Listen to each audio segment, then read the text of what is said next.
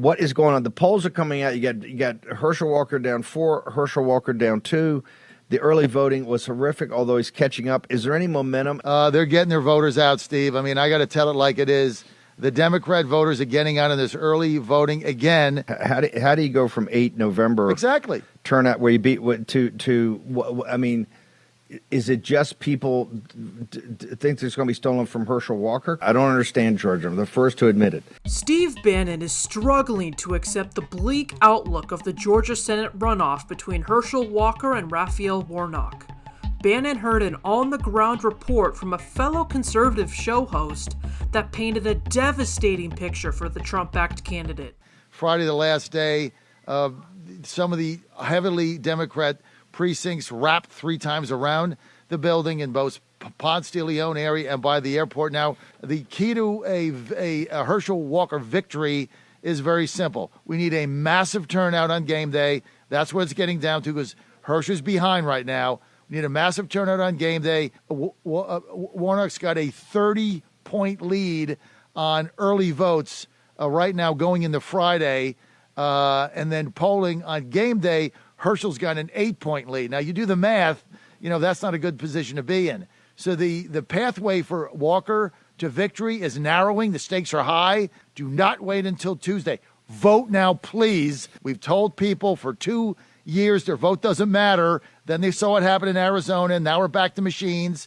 And so a lot of people are just saying, I'm talking to people that are saying, what's the difference?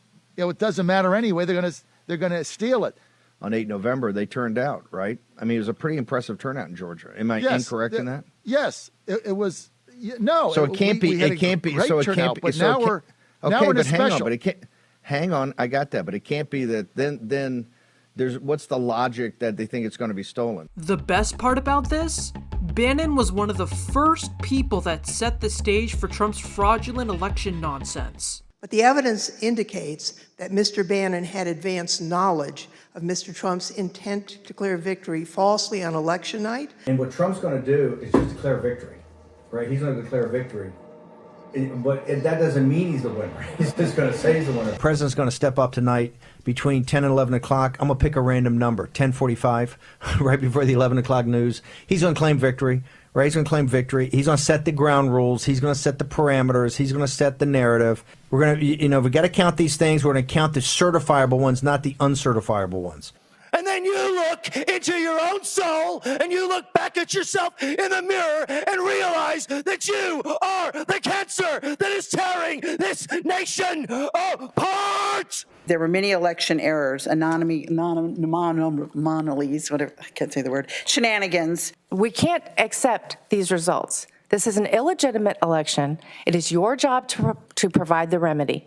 This is not a crystal clear election, as you say. Because this whole thing was a sham. You're violating the Constitution. You're violating our rights.